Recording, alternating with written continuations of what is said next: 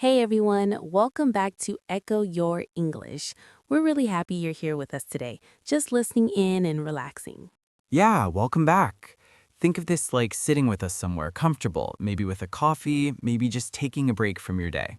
And today, Ryan, I want to talk about something that I think almost everyone has felt recently. Let me guess, something emotional? Very emotional. Prices. Oh no, that kind of emotional. Exactly. I had one of those moments today where you walk into a place thinking, I'll just spend a little, and then you walk out questioning your life choices. I already relate to this way too much. Where were you? Just a small shop, nothing fancy. I picked something up, turned it over, saw the price, and my smile froze for half a second. That frozen smile is such a clear sign. That's the moment your brain is saying, this was not part of the plan. Yes, and I didn't say that's expensive. I couldn't. It felt too direct. So what did you say? I said very calmly, Oh, that's a bit more than I expected. That sentence is doing so much work. It sounds polite, gentle, and reasonable, but emotionally, it can mean, wow, no way. Exactly. And I love how English has these soft ways of expressing surprise or discomfort about money. Me too, because talking about prices can feel awkward. You don't want to sound rude and you don't want to make anyone uncomfortable. Right, especially when someone is standing right in front of you waiting for your reaction. And that's why people often avoid words like expensive and use other phrases instead. Yes, like that's a bit much or that's kind of pricey. Pricey is such a good word. It sounds casual, but everyone understands exactly what you mean. I actually used that one last week. I was looking at something online and I just leaned back and said, Yeah, that's a little pricey. And that pause, again, that small pause before speaking. The pause says, I need a moment to emotionally recover from this number. Exactly. And listeners, that pause is part of natural English. It's okay to hesitate. Sometimes the hesitation is more honest than the words. Very true. You know, another thing I noticed is that when something feels expensive, people often start comparing without even meaning to. Oh, yeah. Like suddenly your brain turns into a price comparison website. Exactly. I caught myself saying, I think I've seen something similar for less, even though I hadn't really checked properly. But it still sounds reasonable. It doesn't sound emotional or dramatic. Right. It sounds logical, like you're making a smart decision, not just reacting. And that's such a common strategy in English. Instead of saying, this costs too much, you say, I might look around a bit more. That's another great sentence. I might look around a bit more. It feels calm and in control. And it gives you an exit. You're not trapped into buying something just because you're standing there. Exactly. I think learners sometimes feel pressure in these moments, especially in another language. Definitely. There's that fear of sounding rude or awkward, so people either say nothing or agree to things they don't want. Yes, and money makes it even more sensitive. Talking about prices feels personal somehow. It really does. That's why people often shift the focus away from themselves. Like saying, everything's gotten so expensive lately. That one is so common, and it feels safe because you're not criticizing the shop or the product. You're just commenting on the world. Exactly. And usually the other person agrees. They almost always do. It becomes this small shared moment, like, yes, life is expensive now. I had that conversation with a taxi driver recently. I mentioned the fare, and he just nodded and said, these days, you know. That phrase, these days, it explains everything without explaining anything. It really does, and learners should listen for those little phrases because they're everywhere. Another one I hear a lot is, it's not really in my budget. That's a very gentle way to say no. Yes, and it feels honest. You're not saying the thing is bad, you're just saying it doesn't fit your situation. And adding right now makes it even softer. It's not in my budget right now. I love that. It sounds temporary, not negative. It leaves the future open, maybe one day, just not today. Exactly. And sometimes that's completely true. Sometimes. Okay, sometimes it's just emotional protection. That too. Another phrase I use when I'm surprised by a price is, wow, I didn't realize it would be that much. That's a good one. It puts the surprise on you, not on the seller. Yes, it feels very polite. You're saying, this is new information for me. And again, tone matters. If you say it calmly, it sounds thoughtful, not upset. I think that's something learners should really notice. The same sentence can sound very different depending on how you say it. Absolutely. Language is more than vocabulary. It's rhythm, pauses, and emotion. And sometimes a small laugh helps too.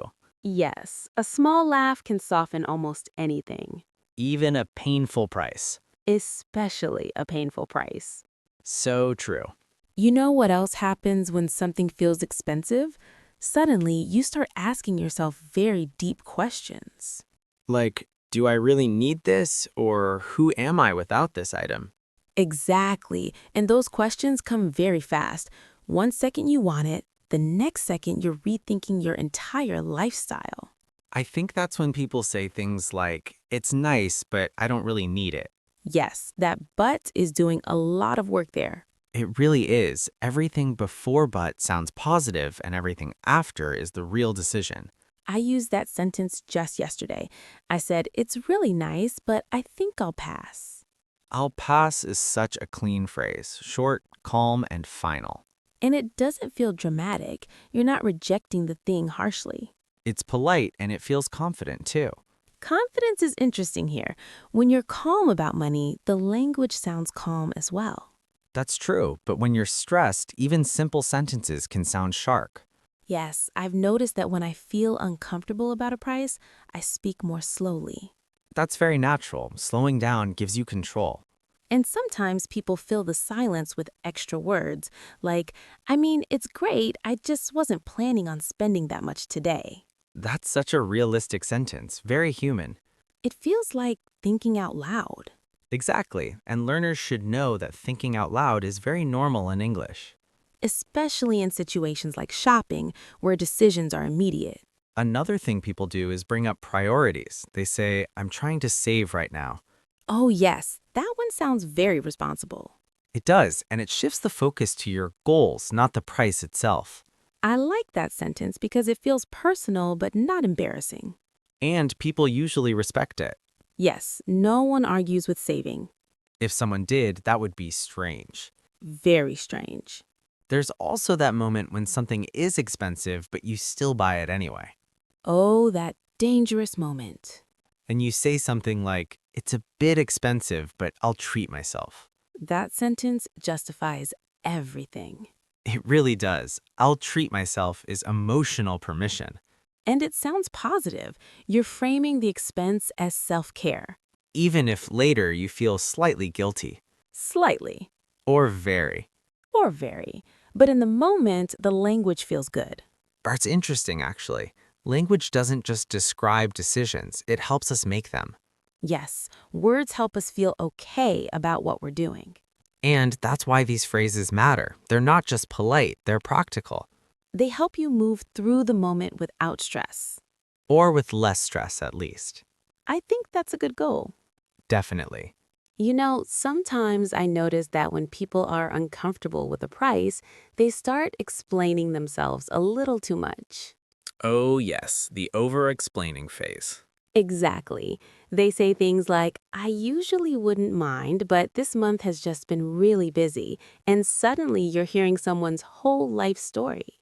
It's like they feel the need to justify their decision to not spend money. Yes, even though they don't actually owe anyone an explanation. That's such an important point. In English, it's completely okay to simply say no or to say you're not interested without giving reasons. But emotionally, people still explain, especially when money is involved. Money brings out a lot of feelings: guilt, pressure, embarrassment. Exactly. And that's why phrases like, I'll come back to it later, feel so comforting. That one sounds hopeful even if later never comes. Exactly. It keeps things light, no tension. I also hear people say, let me sleep on it. Oh, that's a great one. It sounds thoughtful and mature. And it buys you time. Time is powerful in these moments. Time creates distance from the emotional reaction. Yes, and distance helps you think clearly. Another phrase I like is, I'm trying to be more careful with spending. That one sounds very intentional. It does. It sounds like a choice, not a problem. I think learners should notice how often native speakers talk about money indirectly. Yes, direct language exists, but indirect language is much more common. Especially in polite or public situations. And the indirect language often sounds warmer. Warmer and safer. There's also humor. Sometimes people joke when something is expensive. Oh, yes, like saying, wow, that costs an arm and a leg. That expression is everywhere. And it sounds dramatic but playful. It makes the situation lighter. I like humor because it removes pressure from the moment. And humor is very cultural too. It helps people connect. I once heard someone say, I think my wallet just cried. That's a good one. Funny, but everyone understands the feeling. Exactly. And learners don't have to use humor right away, but it's good to recognize it. Because you'll hear it all the time. And it can be confusing if you take it literally. Very confusing. Imagine thinking someone actually lost an arm. That would be a very expensive situation. Extremely. But jokes aside, I think the key is comfort Yes, feeling comfortable expressing limits. and realizing that it's normal to talk about money carefully. Everyone does it. Even confident speakers. Especially confident speakers, actually. That's true. Confidence doesn't mean spending freely It means knowing when to say no. and knowing how to say no gracefully. That's a skill. A very useful one. Absolutely.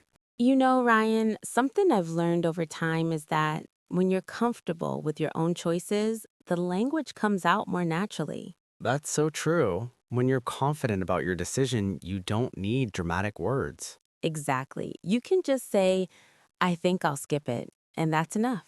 And skip it sounds very casual, almost relaxed. Yes, it doesn't sound heavy, it doesn't sound emotional, it just sounds like a decision. I think that's important for learners to hear. You don't need to sound serious all the time. Right. Not every decision needs to feel big. Another sentence I hear a lot is, I'm trying to cut back. Oh, yes, that one sounds very relatable. It does. It sounds like something many people are doing. And it doesn't feel like an excuse, it feels like a lifestyle choice. Exactly. And people usually nod and understand. I think that's the pattern with most of these phrases. They invite understanding. Yes, they don't create conflict. You're not saying, this is too expensive for me in a harsh way. You're saying, this doesn't fit my life right now. That's a big difference. And learners often worry that talking about money will sound negative. But it doesn't have to. It can sound calm, thoughtful, even friendly. I've also noticed that sometimes people talk about value instead of price. Oh, that's a good point.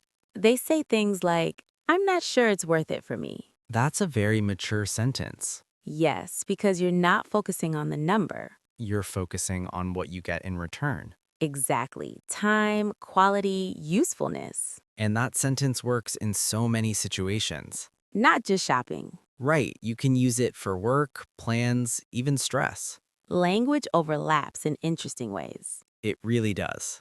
I think if listeners remember one thing from today, it's that you don't need perfect words. You just need honest, gentle ones. And it's okay to pause. It's okay to hesitate. It's okay to change your mind, And it's definitely okay to say no, especially when it comes to money. especially then. Talking about something being expensive isn't just about price, It's about comfort boundaries. and self-awareness. And English gives you many ways to express all of that. So next time you see a price and feel that little shock, Take a breath, use a soft phrase. or even a small smile. And remember, you're allowed to decide.